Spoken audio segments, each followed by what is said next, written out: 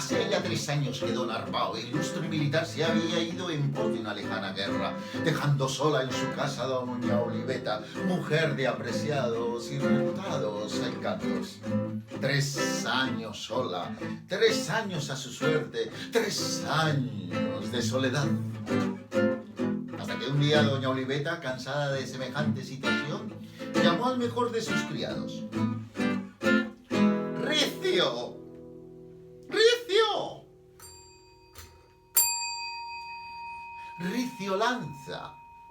Al momento apareció él. El sirviente se quedó mirándola y la verdad es que profesaba por su ama, por su doña Oliveta, pues una admiración inmensa. Señora, pídame lo que quiera. Si quiere que le diga cómo está el día de hoy, simplemente pregúntemelo. Pero si quiere que le traiga la nube más grande y se la pinte de colores, se la atraparé y se la traeré rendida a sus pies. No, dijo doña Oliveta, no quiero ninguna nube. Ah, señora, entonces si quiere que le atrape la águila blanca, subiré a la montaña más alta, la agarraré de las patas y se la agarraré y se la traeré. Que no, calla, necio, calla. Mira, escucha. Yo lo que quiero es que me le lleves a mi amado Arbao que se encuentra en el campo de batalla un beso. ¿Un qué? Sí, un beso. Un beso, porque así son las historias de la época en que se escribía todavía con pluma de ave. Ricio, la verdad es que dijo, señora, lo que usted quiera. Y doña Oliveta se acercó y entonces depositó un beso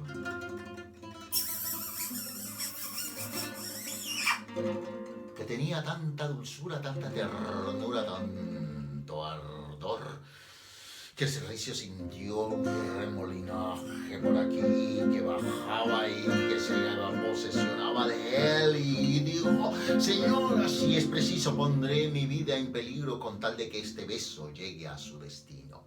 Y doña Oliveta dijo, ay, que así sea, que así sea. Estaba estudiando, estaba tomando curso de arte dramático. Sí, sí. Ahora, vete y cumple con la misión. Ricio, la verdad es que bajó. Llegó a los cultivos, salió del castillo, llegó a los cultivos y cuando llegó a los cultivos siguió rumbo al bosque. Uy, el bosque estaba más tupido que una escoba. ¿Sí? Estaba más tupido que una escoba y en una de esas le aparecieron 3 malandrines. ¡Ah! ¡Tú ahí! Dijo uno que tenía la nariz como una berenjena. ¡Danos todo lo que llevas encima y sin chistar! Otro dijo que tenía los ojos de zorro. Si te pones a filosofar, si esto es justo o injusto, te daremos medicina babilónica. Jarabe de palo. Y a otro que le faltaba la mano dijo, en cambio si nos entregas todo, te daremos las gracias.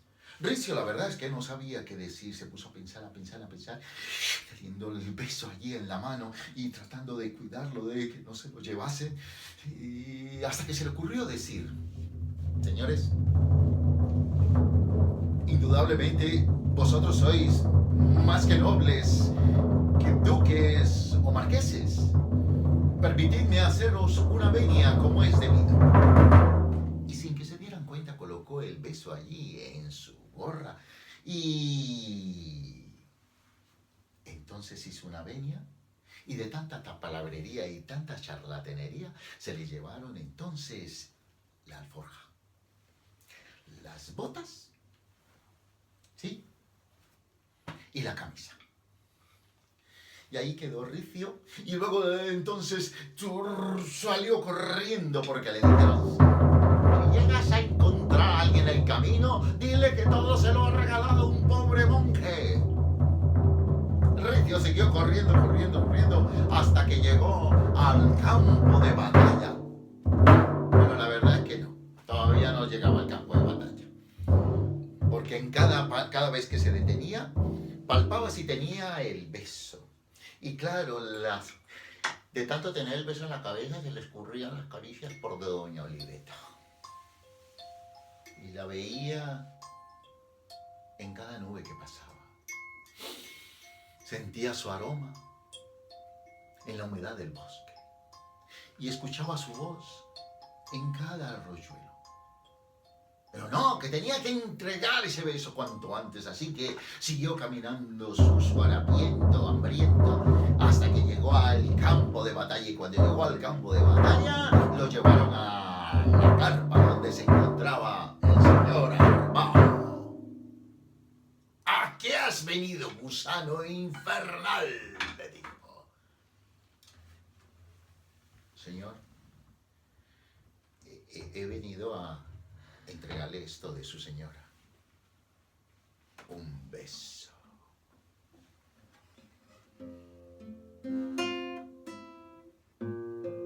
¿Y ahora qué quiere esa?, dijo don Arbao. Que te den 30 azotes. Y si sale de esta, que te dejen sin comer una semana.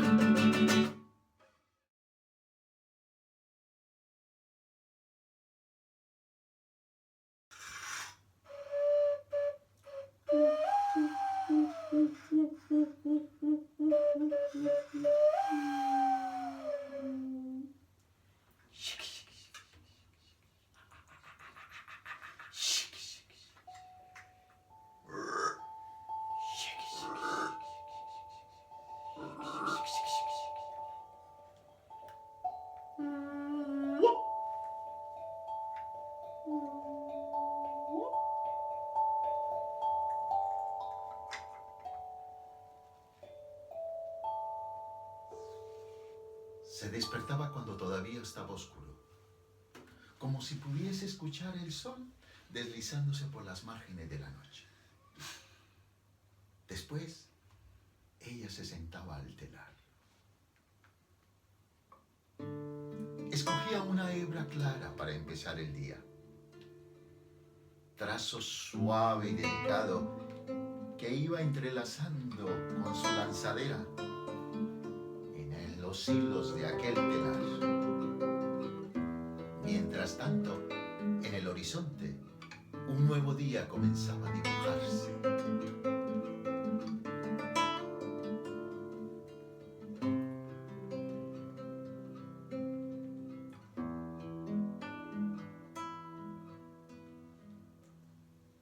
Después escogía hebras mucho más fuertes, mucho más de colores ocres, sí, mucho más vivaces.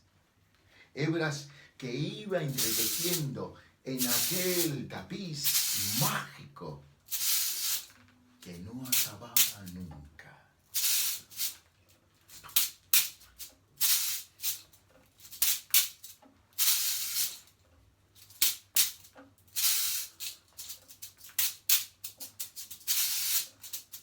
Pero si el sol era muy fuerte y los pétalos se marchitaban en su jardín, entonces ella escogía una hebra más peluda, gris y de los nubarrones,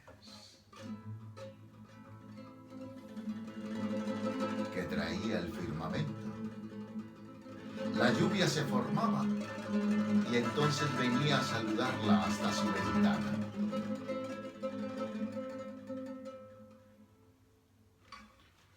Pero si el viento y el frío espantaban a los pájaros y hacían caer muy rápido las hojas, bastaba con que ella escogiera un hilo dorado para que el sol de nuevo viniera a apaciguar la naturaleza. Así pasaban los días la joven tejedora, cruzando la lanzadera de arriba hacia abajo, apretando los peines, haciendo crecer aquel tapiz. Si tenía sed, entonces escogía un hilo color de leche. Y al momento, este aparecía.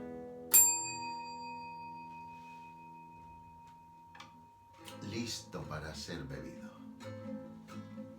Si tenía hambre, entonces tejía un hermoso pez, poniendo atención en las escamas y en las espinas. Y al momento estaba listo sobre la mesa para ser comido. Y cuando tenía sueño, entonces pasaba el hilo de la oscuridad. Tejer era todo lo que hacía. Tejer era todo lo que ella quería hacer. Pero tejiendo, tejiendo, ella misma trajo el tiempo en que su soledad le pareció tan grande que quiso tener a alguien a su lado. Sí, un hombre. Y con el ansia de alguien que estaba a punto de crear algo nuevo, escogió, seleccionó las fibras, los colores, los hilos que darían forma y figura a aquel nuevo deseo. Sombrero de fieltro con pluma, rostro barbado, cuerpo fuerte, piernas largas, zapatos lustrados. Estaba tejiendo el último tramo de la punta de los zapatos cuando de pronto llamaron a la puerta. Ella no tuvo necesidad de ir a abrir, puesto que el hombre que apareció en ese momento, se quitó su sombrero, colocó la mano en el picaporte y entró a su vida.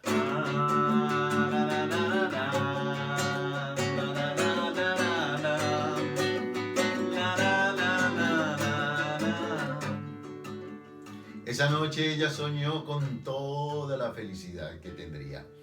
Con los hijos, sí, los hijos que tendrían y que llenarían aquella casa. Y fue feliz por un tiempo. Y durmió recostada en el hombro de aquel hombre. Y si al principio él pensó en tener hijos, al darse cuenta de las propiedades de aquel tapiz mágico, pronto lo olvidó. Y entonces comenzó a exigirle: ¿para qué vivir en una casa como estas? Si pudiéramos vivir, o sea, en una mansión. Y date prisa. Y ella...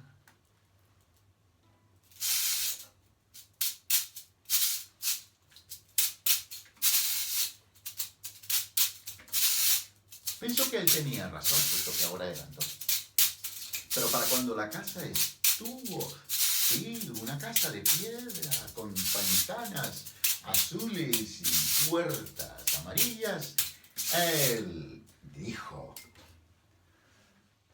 ¿para qué?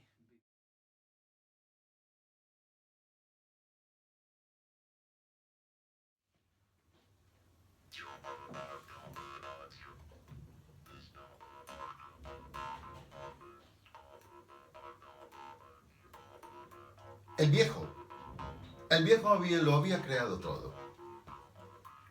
Había hecho las montañas, los ríos, los valles, el día, la noche, los astros, los animales. Y también habías hecho a los hombres.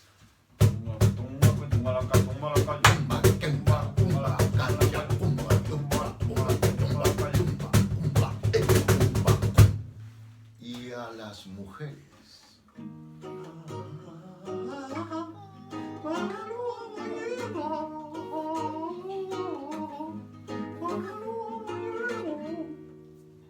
A los hombres los había colocado a vivir muy lejos de las mujeres, así que los unos no sabían de la existencia de las otras, ni las otras de los unos. Eso sí, tanto hombres como mujeres tenían sus rebaños de animales que de vez en cuando llevaban hasta los precipicios para hacerlos caer y poder aprovechar la carne. Con el tiempo los hombres aprendieron el arte de hacer armas con que cazar y con qué pescar. Las mujeres, en cambio, ellas aprendieron el arte de trabajar las pieles, sí, de curtirlas y de también de aprovechar cada elemento del animal para hacerse hermosos vestidos, pero también crear aquellos tipis o chozas tan bellamente decorados. Y todo iba muy bien hasta que un día el viejo que vivía con los hombres, comenzó a sentir una cosita, algo que le subía y le bajaba y que no sabía cómo explicar. Hasta que se dio cuenta que lo que tenía era soledad. Sí, porque se puede estar muy bien acompañado y sin embargo sentirse la persona más sola. Y fue en ese momento cuando pensó en aquellos otros seres que él había creado y se preguntó, ¿cómo se las ingeniarán las mujeres?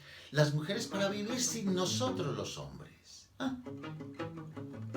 Así que decidió ir a visitarlas para espiarlas. Y caminó 3 lunas con sus respectivos soles, hasta llegar al campamento de las mujeres. Y detrás de una roca se escondió. Y desde allí observó. Y vio cómo ellas iban saliendo. Y cuando las volvió a mirar, dijo, qué seres más hermosos que he creado.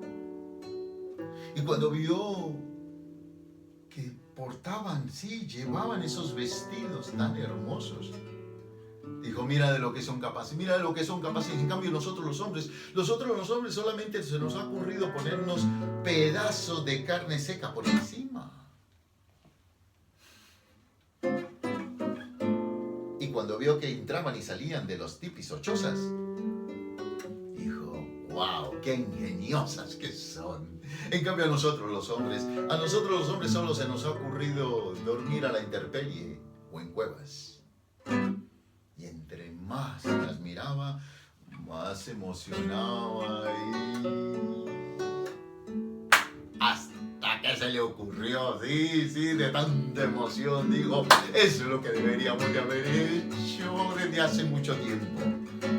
Así que se devolvió rápidamente al campamento de los hombres y cuando llegó a este entonces los hombres estaban a la expectativa a ver qué le decía a su jefe.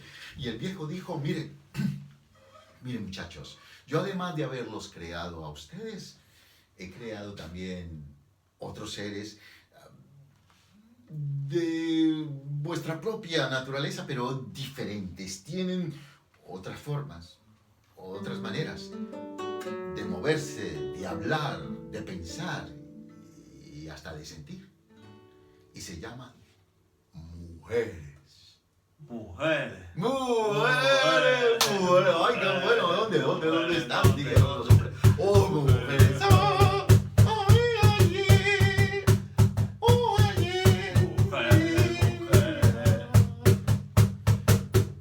Ya, dijo el viejo. Calmaos.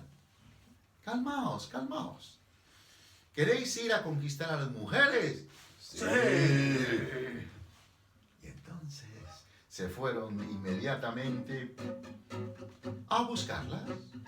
Pero aquí tengo que hacer una incisión. Porque resulta que una de las mujeres había pillado cuando el viejo las estaba espiando allá en su campamento y lo había seguido hasta el campamento de los hombres, y al darse cuenta de que existían esos otros seres, rápidamente se devolvió al campamento de las mujeres a comentarle a su jefa que allá, a 3 lunas, con sus respectivos soles, existían unos seres, bueno, más o menos así, pero todos peludos, así, forzudos, y que además se llamaban, es que hombres.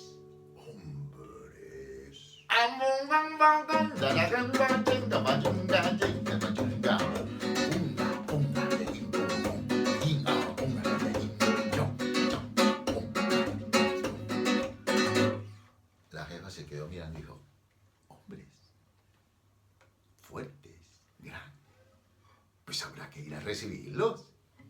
Pero entonces vamos y nos bañamos y los preparamos y le damos una buena sorpresa. Y sí, las mujeres bajaron al agua, perfumaron sus cuerpos, se pusieron el mejor de sus vestidos. Y la montaña que separaba a hombres de mujeres, vio como de un lado iban subiendo los ¡Hombres! y del otro lado las ¡Mujeres!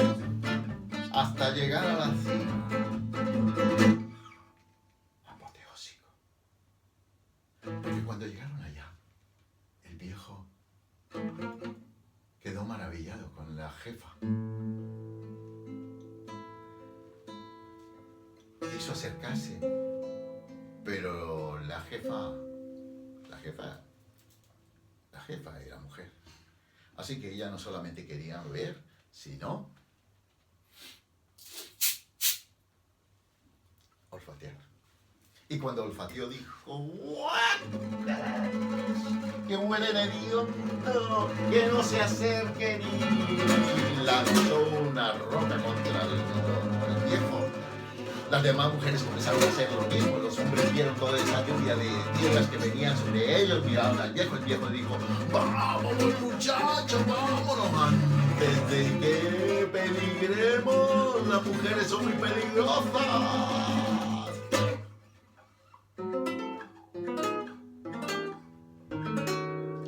Y cuando ya se habían marchado, las mujeres se quedaron mirando y dijo, la próxima vez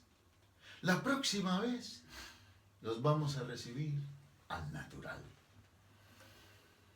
Así que preparémonos.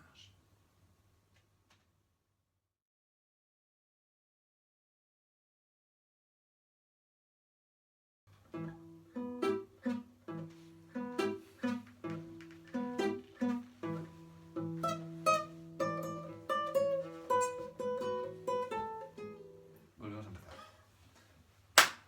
Tranqui, vamos para quitar. Los números.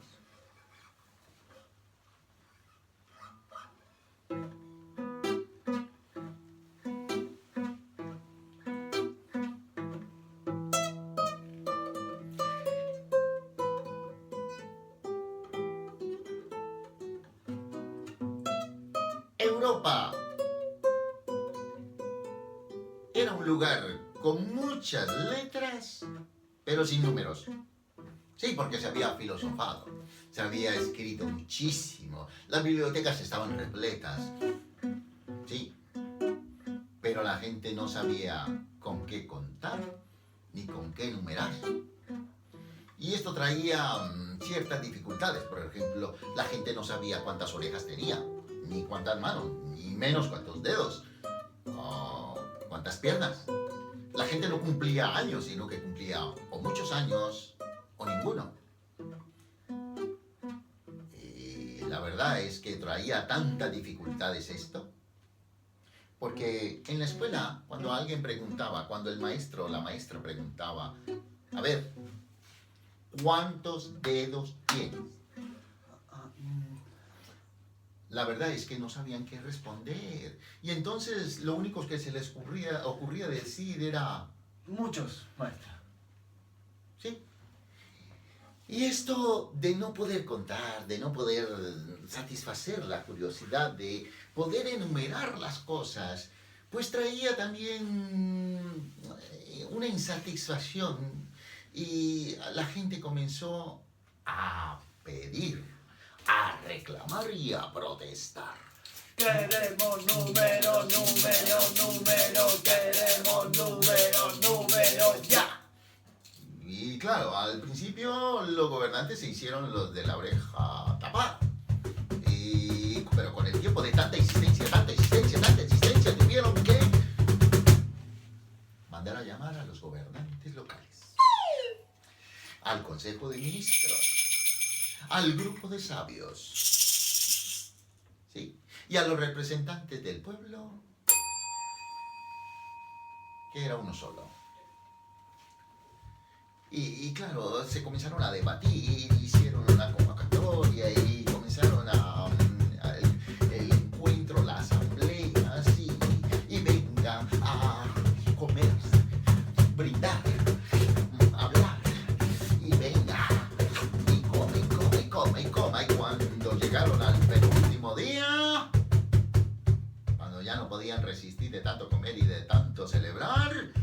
dieron cuenta de que se les había olvidado para qué era que se habían reunido. Entonces alguien dijo, no, que mañana mismo tenemos que dar una solución. Y otro dijo, a este tiempo ya es una resolución. Venga, a celebrar más rápido y a comer. Y mientras comían, pensaban que comían, que pensaban. Hasta que por allá, desde Roma, un romano levantó la mano y dijo, ¡Eureka!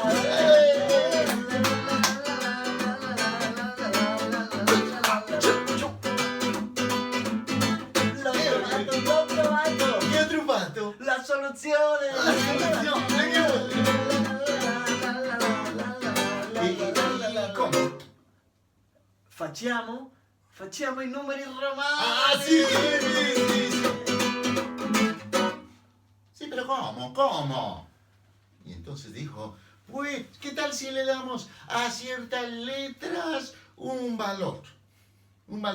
Y así se hicieron los números romanos.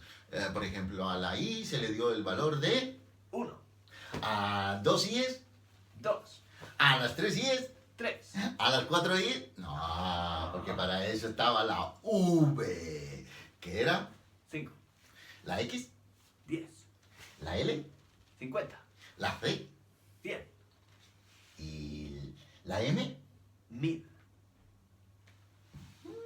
Y la de 500. ¡Ah! Así quedaron creados los números romanos. Ahora ya la gente podría decir, mi papá tiene X, V, Y años. 38. Más o menos. Sí. Mi hermano tiene X, V, Y años. 16. Mi padre se gana C cromos. Y bueno, la verdad es que tenía un problema de garganta y de dificultades para poderlo decir fluidamente, pero al menos ya teníamos números romanos. La cosa es que uno de esos números romanos en el siguiente verano le dio por ir a pasar vacaciones al otro lado del Mediterráneo.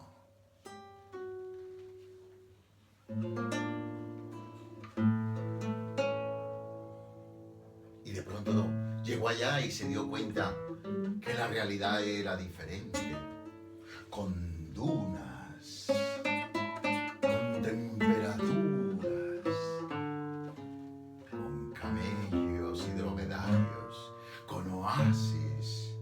Ah, y también con números y números árabes. El humano se quedó flechado y ¡zam! Y una de esas númeras lo acompañó de vuelta. Vaya desilusión que se metió la númera árabe. ¿Cómo era posible que en Europa, tanto que filosofaban, tanto que habían escrito y venga a hablar y hablar, y no se habían dado cuenta de que los números árabes existían desde hacía mucho, pero mucho antes, más antes que los números romanos? Así que apenas tuvo oportunidad de volverse a su país, le fue y le comentó a los padres que allá en Europa podían haber filosofado mucho, pero que no sabían que existían ellos. Mira que habían... No era posible, dijeron los padres. Los padres se lo comentaron a los familiares, los familiares a los tíos a los abuelos a los del pueblo vecino, los otros del pueblo vecino, y se fue creando un sentimiento de solidaridad por venir a ayudar a los europeos. Y allí se fueron embarcando en unas embarcaciones estrechas en aquel entonces, que le llamaban cayucos o pateras, y donde cabían 10 le metieron 20, 30 y hasta 50 y más.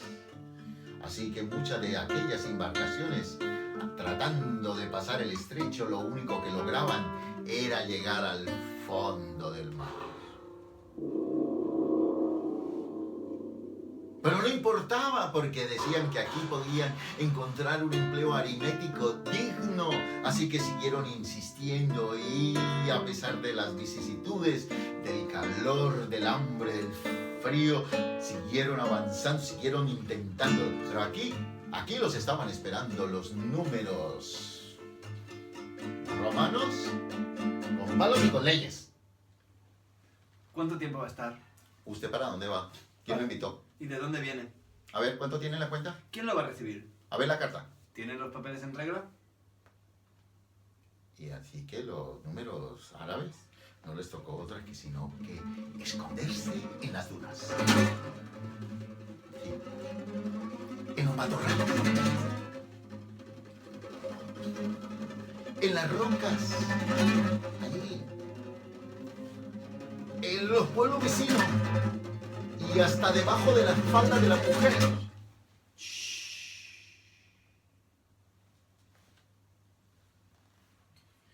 Claro. Mientras tanto, los números romanos estaban contentos, ¿cierto? Sí. Y cuando llegaron los números allí, árabes comenzaron a decir, oiga, denos una oportunidad. Empleemos. Venga, que traemos cosas también diferentes. Oiga, que no venimos solamente a tratar de sobrevivir, sino también a intercambiar. Y bueno, otros números vendrían.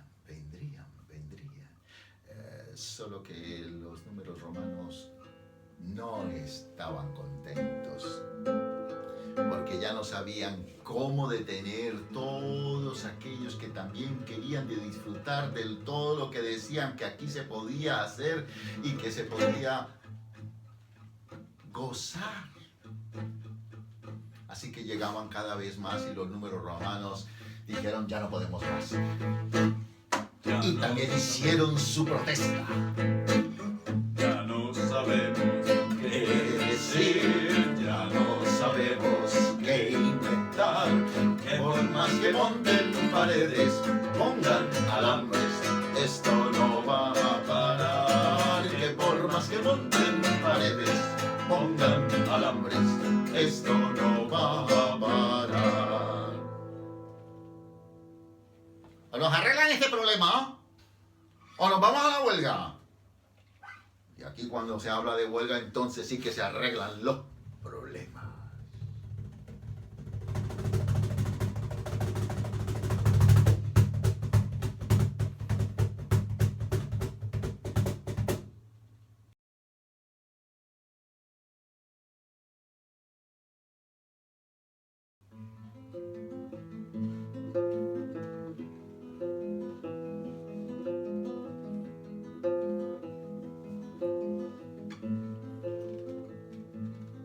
En un paraje olvidado de Restrepo a Cumaral tenían una cría de burricos, la vieja Carmen Bernal. Entre todos había uno de carácter muy especial, porque siempre que la vieja al potrero lo fue a buscar, jamás nunca lo encontró para ponerlo a cargar. El burro siempre se encontraba rodeado de burras de otro corral. En fiestas, bebederos, ferias, juntas y algo más. Dejándose así una recua de hijos en su largo trasegar. Por eso así lo fue a bautizar la vieja Carmen Bernal. Le dijo: tú, burro, Penetro, te habrás de llamar. Desde entonces no era extraño que Penetro hoy amaneciera aquí y mañana en la finca de Tomás. Y en la noche a la burra Casimira llevársela a bailar. Y en las playas del Guatavira su romance disfrutar. Miren, en las playas más bien en las plazas de Rovira, Penetro siempre iba a disfrutar. A la sombra de un almendro o en la plaza principal. Hasta que un día el señor alcalde, por consejo del señor cura, dice que lo mandó a echar al potrero. Que porque el tal animal despernancado se pasaba de inmoral. ¡Ja!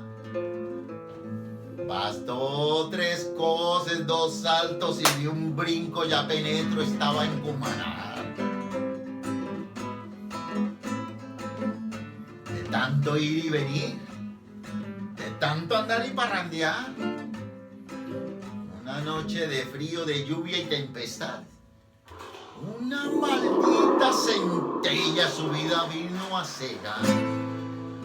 Ah, no, pero el alma del condenado animal negocia descansar y puso a la tarea de buscar un cuerpo en donde reencarnar. ¡Ja!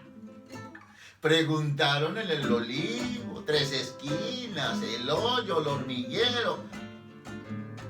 Luego más tarde buscaron a Checho, a José Hilario, a Tomás, al Tuerto, pero ninguno daba la talla para Penetro reemplazar. Pero cuando aquel alma del animal vio a aquel hombre pasar de espalda ancha, de frente amplia, vaqueado en todo lugar y con real en el bolsillo por doquier y para más dar, dijo: ¡Oh! Aquí encontré el cuerpo donde voy a reencarnar. Y en el cuerpo de Ali, sí, Penetro tomó lugar. Desde entonces, no era extraño que aquel turco, Ali, se le viera comportar de otra manera. Porque cuando era presentado a gente de sociedad, él decía: yo me llamo Abdalí para servirle a Alá. Pero al ver una mujer pasar, decía: yo me llamo Penetro, el alma de un condenado animal. ¡Oh! Uy, las autoridades preocupadas están. Me han mandado a convocar con todas las iglesias de allí de la zona nomás. Y que una reunión para poder el cuerpo del tal Ali, poderlo exorcizar y sacar por fin el alma del condenado animal. Mucha agua ha pasado por el camino. Muchos son los veranos que ya no están. La cosa es que al turco le siguen proponiendo y llegando propuestas sin parar. Y no se sabe si es el porte del turco o el alma del condenado animal lo que los tiene a todos y todas de suspiro y emoción sin cesar.